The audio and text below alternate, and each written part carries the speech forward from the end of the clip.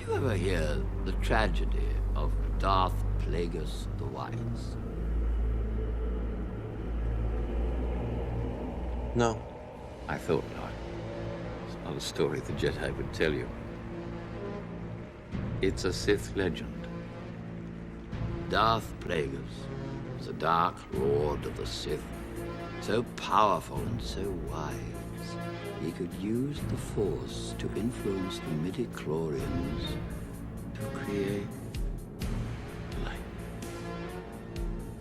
He had such a knowledge of the dark side, he could even keep the ones he cared about from dying.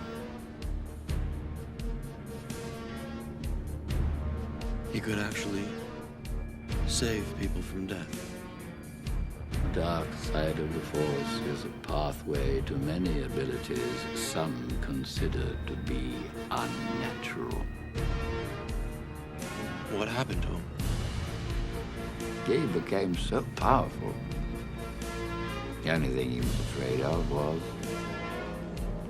losing his power, which eventually, of course, he did. Unfortunately, he taught his apprentice everything he knew. Then his apprentice killed him in his sleep. Ironic.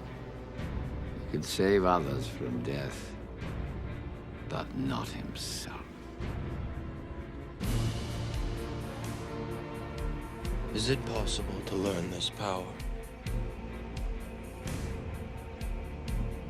Not from a Jedi. The history of Emperor Sheev Palpatine, also known as Darth Sidious, is a complex and intriguing tale deeply woven into the fabric of the Star Wars universe. From his humble beginnings to his ultimate demise, Palpatine's rise and fall are symbolic of the external struggle between the light and dark sides of the Force. Palpatine's journey to power began long before he ascended to the throne of the Galactic Empire. Born on the planet Naboo, he was initially known as Sheev Palpatine, a cunning and ambitious individual from a young age.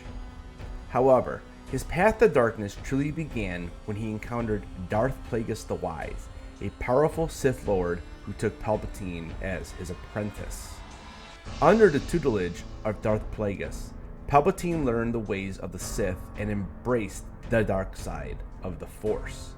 Together, they plotted to overthrow the Jedi Order and seize control of the galaxy. Palpatine's betrayal and subsequent murder of his master was a pivotal moment in his journey to become the Sith Lord known as Darth Sidious. Palpatine was driven by an insatiable thirst for power and ambition. As he progressed in his training under Plagueis, he likely realized that his master's power and knowledge were hindering his own aspirations.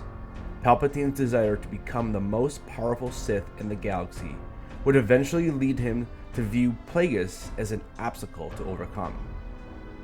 The Sith adhere to the rule of two, an ancient Sith belief that stipulates that there should only be two Sith at any given time, a master and an apprentice. The apprentice's ultimate goal is to surpass and ultimately replace their master.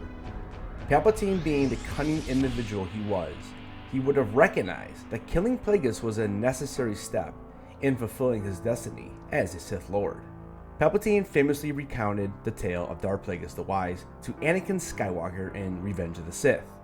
In doing so, he planted the idea of Plagueis' demise in Anakin's mind, hinting at the notion of a Sith apprentice eventually betraying their master.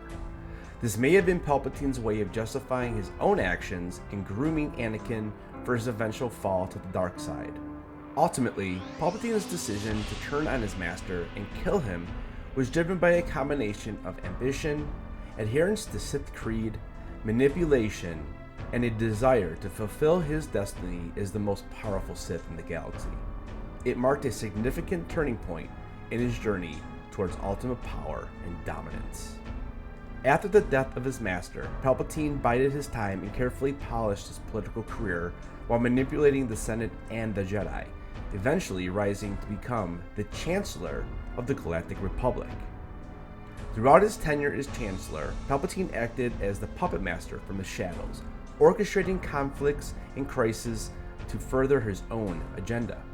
One of his most significant moves was the creation of the Clone Army, secretly ordered to serve the Sith's interest and ultimately executed Order 66, the systematic annihilation of the Jedi Order. Palpatine's schemes culminated in the fall of the Jedi Order and the transformation of the Republic into the Galactic Empire. With himself as Emperor, Palpatine wielded nearly unlimited power, and his mastery of the dark side made him the most powerful Sith to ever live. Palpatine ruled the galaxy for 23 years, but eventually small cracks began to appear in Palpatine's empire. His overconfidence and arrogance blinded him in the growing dissent within the galaxy, particularly among the Rebel Alliance, a group dedicated to restoring freedom and democracy to the galaxy. This began with a young Jedi by the name of Ezra Bridger, when he was discovered by a small rebel fleet and began training under a surviving Jedi of Order 66 by the name of Kanan Jarrus. Together, along with the rest of the Ghost Crew, they would become formidable opponents to Palpatine, Vader, and Thrawn, and their actions as members of the Rebel Alliance significantly helped hinder Palpatine's plans for his domination. Through sabotage, rescues, discovery of ancient knowledge, and confrontation with darkseid agents, Ezra and the Ghost Crew played a vital role in combating the Emperor's tyranny and advancing the cause of the rebellion.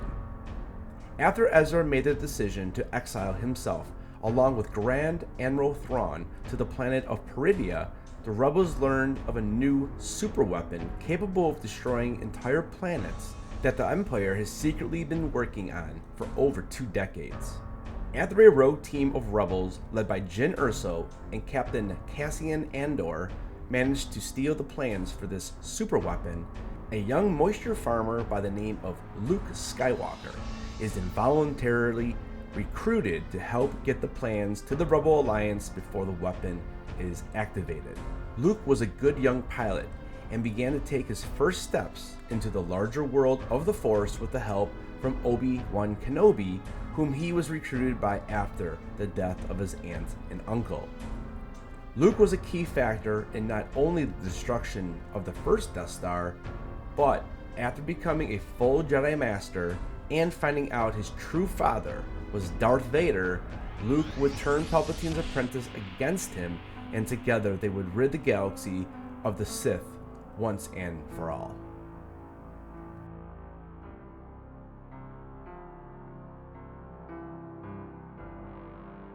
Somehow Palpatine returned. The Emperor is dead. Dark science.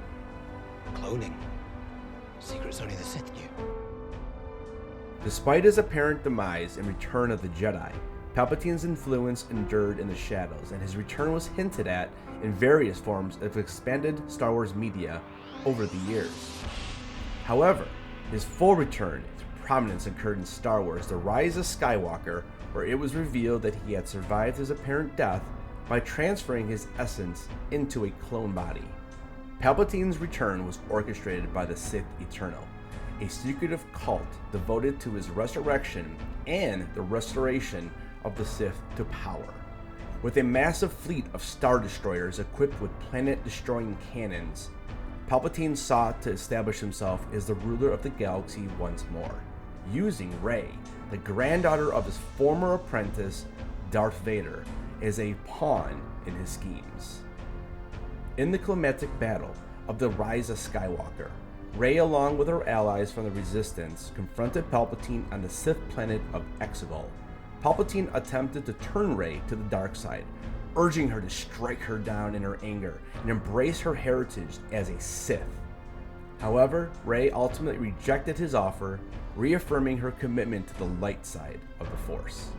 In a moment of desperation, Palpatine unleashed the power of his Sith fleet, intending to wipe out the Resistance and establish his dominance once and for all.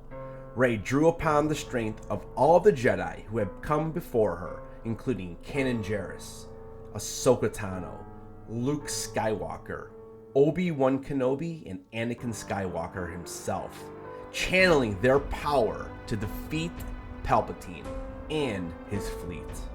With Palpatine's defeat, the galaxy is once again liberated from the specter of Sith tyranny. Emperor Sheev Palpatine's rise and fall are a testament to the enduring themes of power, corruption, and redemption within the Star Wars universe. From his humble beginnings to his ultimate defeat, Palpatine's story is a cautionary tale of the dangers of unchecked ambition and the triumph of hope and courage in the face of darkness.